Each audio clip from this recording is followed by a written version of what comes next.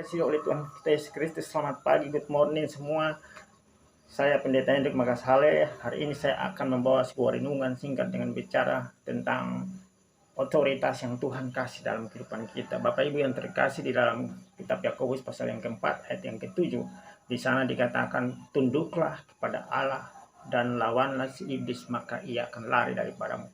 Bapak Ibu, yang patut kita tunduk, yang patut kita taat itu hanya ialah Allah yang menciptakan kita, yaitu Yesus Kristus.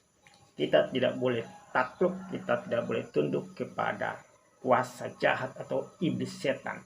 Kita tidak boleh menyerah kepada iblis. Firman Tuhan berkata kita tunduk kepada otoritas Tuhan.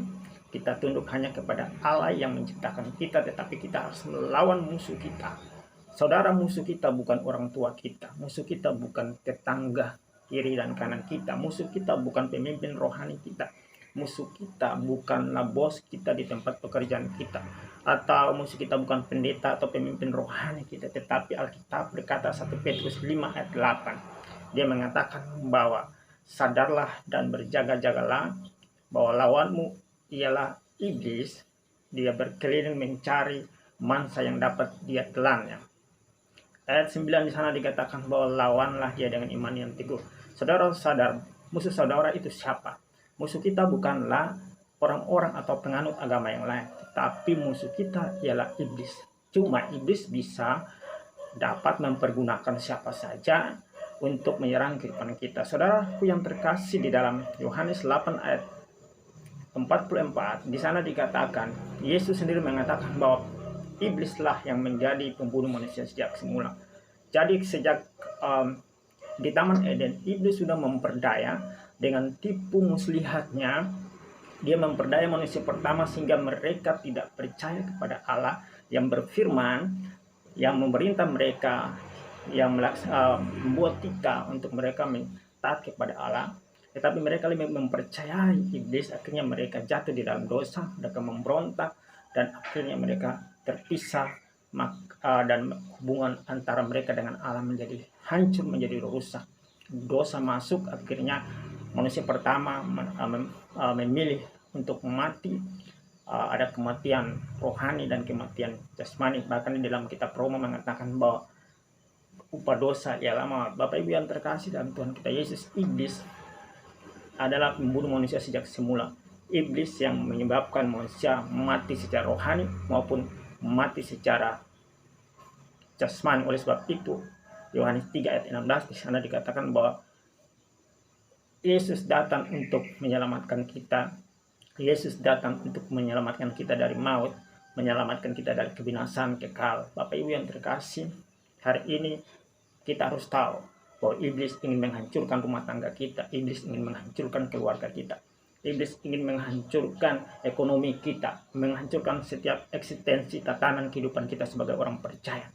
Bahkan iblis tidak senang melihat kita sehat, iblis tidak senang melihat kita bahagia, iblis tidak senang melihat keluarga Kristen itu menjadi takut akan Tuhan, tunduk kepada Tuhan, dan mereka begitu bahagia, begitu harmonis. Iblis tidak senang melihat kita memiliki hubungan relationship dengan sahabat-sahabat kita.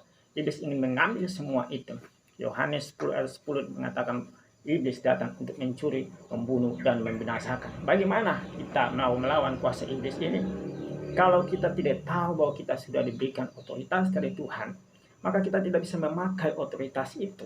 Otoritas dari Tuhan bicara tentang kuasa, kekuatan, bicara tentang wewenang, bicara tentang hak kita, bicara tentang suatu daya kemampuan yang berasal dari pemerintahan yang tertinggi, yaitu kerajaan Allah, yaitu Raja segala raja, Tuhan segala Tuhan, Yesus Kristus yang menang 2000 tahun yang lalu, yang telah mengalahkan melucuti semua kekuasaan kerajaan kegelapan iblis setan.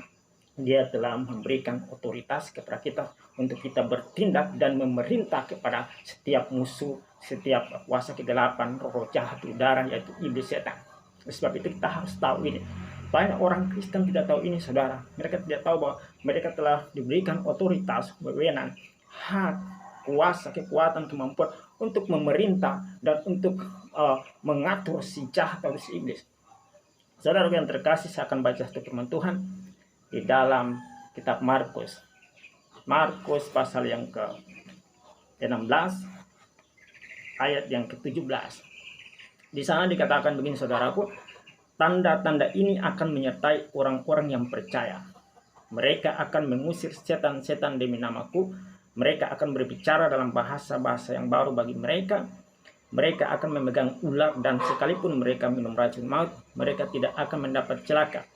Mereka akan meletakkan tangannya atas orang sakit dan orang itu akan sembuh. Bapak Ibu, dikatakan tanda-tanda ini akan menyertai orang-orang percaya. Pertama, mereka akan mengusir setan demi namaku. Saya sudah katakan tadi bahwa otoritas adalah sebuah kekuatan, kuasa, wewenang, hak dari Allah yang kita sembah, yaitu Yesus Kristus, diberikan kepada kita orang percaya untuk bisa dapat bertindak, memerintah, mengatur, dan bahkan mengusir kuasa jahat. Seperti yang firman Tuhan katakan, kita diberikan tanda-tanda ajaib dari Tuhan, kita diberikan kekuatan, kuasa dari Tuhan untuk mengusir setan demi nama Yesus. Lalu dikatakan kita bisa berbicara dalam bahasa-bahasa yang baru, kita juga bisa memegang ular, dan sekalipun mereka minum racun maut, kita tidak kena apa-apa. Kemudian mereka tidak akan mendapat celaka, mereka akan meletakkan tangannya ke orang sakit, dan orang sakit itu akan sembuh. Saudara yang terkasih, ini yang mau saya bagikan pada saudara. Saudara udah punya otoritas dari Tuhan Yesus yang telah mengalahkan musuh 2000 tahun yang lalu. Ambil otoritas itu dan gunakan otoritas itu di dalam kehidupan kita, di keluarga kita, di pelayanan kita, di pekerjaan kita, di mana saja. Ketika kita menghadapi peperangan rohani, kita harus sadar, kita harus tahu bahwa otoritas itu Tuhan sudah kasih dalam kehidupan kita. Kalau anak kita sakit, kita udah punya otoritas untuk meletakkan tangan. Tangan kita diberkati oleh Tuhan untuk meletakkan tangan dan berdoa di dalam nama Yesus. Perintahkan sakit itu keluar karena kita punya otoritas. Kalau kita diserang oleh musuh, kita perintahkan dan usir setan itu keluar daripada kehidupan kita. Kalau anak buah kita diserang di tempat pekerjaan kita, kita ambil otoritas yang ada dalam kita. Kita deklarasikan otoritas dan kita bilang, hai iblis, keluar daripada karyawan kita. Di mana saja kita harus sadar bahwa musuh kita ialah roh jahat, musuh kita ialah pemerintah, kekuatan jahat dari kuasa kegelapan, yaitu setan iblis. Oleh sebab itu, saudara yang terkasih, kita sudah punya otoritas. Jangan diam, jangan menyerah. Pakai otoritas itu untuk menghadapi kuasa setan.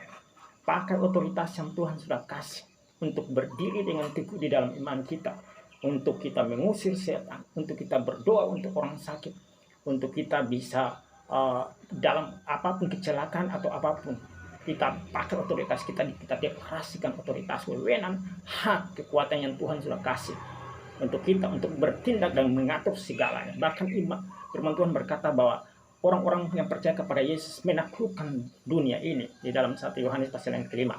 Siapakah yang mengalahkan dunia ini? Ialah kita, anak-anak Tuhan. Kita adalah orang-orang percaya. Oleh sebab itu, saudara yang terkasih, banyak orang percaya tidak tahu bahwa dia punya otoritas, sehingga dia menyerah di dalam kesakitannya, dia menyerah di bawah otoritas kuasa jahat, dia menyerah ketika ada pikiran-pikiran yang jahat atau serang kuasa kegelapan yang mencoba menyerang pikirannya, dia menyerah terhadap pikiran-pikiran tersebut. Saudara tahu bahwa musuh kita bukanlah melawan darah dan daging, tetapi musuh kita ialah setan iblis. Oleh sebab itu, otoritas itu sangat diperlukan untuk melawan musuh di dalam peperangan rohani. Bapak Ibu yang terkasih dalam Tuhan kita Yesus Kristus, pakai gunakan itu. Tuhan sudah kasih dengan cuma-cuma buat kita. Wewenang yang Tuhan sudah kasih dari Yesus sebagai Raja yang tertinggi. Yesus adalah Tuhan segala Tuhan. Dia memerintah di bumi dan di sorga. Mari gunakan otoritas itu.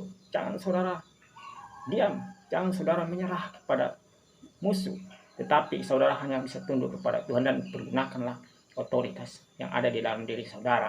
Banyak orang Kristen tidak tahu bahwa dia sudah diberikan otoritas, sehingga ketika dia menghadapi situasi, dia bingung bagaimana caranya. Akhirnya dia menyerah karena dia tidak tahu bahwa ada otoritas, ada wewenang, ada hak yang Tuhan sudah kasih buat kita. Oleh sebab itu, saudara yang terkasih, jangan mau menyerah kepada musuh, jangan mau tunduk, jangan mau kalah terhadap musuh. Saudara lebih daripada pemenang. Hari ini gunakanlah otoritas.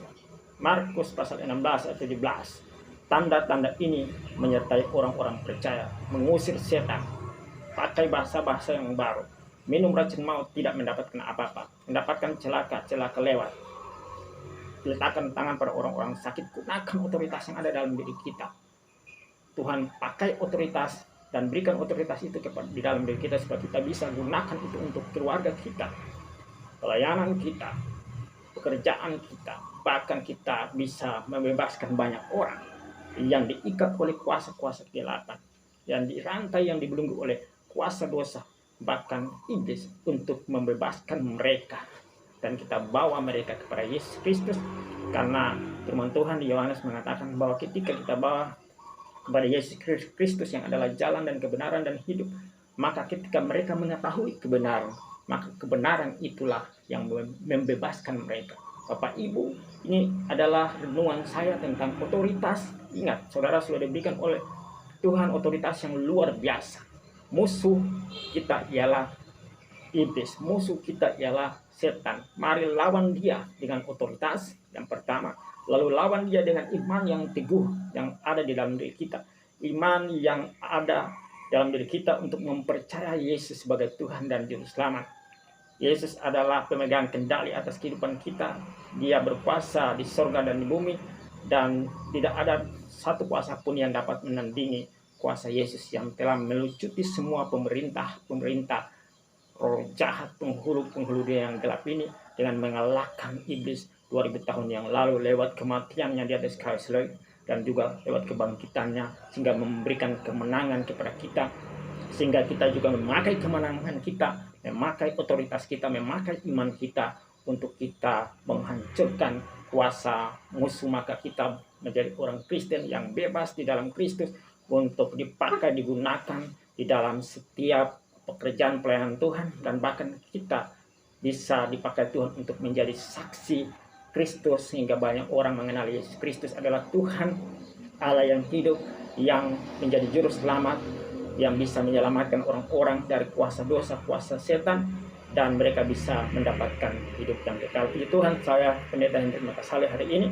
kiranya renungan singkat ini bisa membuat saudara percaya kepada Kristus lebih lagi, dan saudara tahu bahwa saudara sudah punya otoritas. Gunakan otoritas yang ada di dalam diri saudara, dan kalahkanlah musuh dengan iman yang ada di dalam dirimu, dan deklarasikan kemenangan, bahwa kemenangan itu terjadi di dalam pribadimu, di dalam keluargamu, di dalam pekerjaan, pelayanan, bisnis, apapun itu.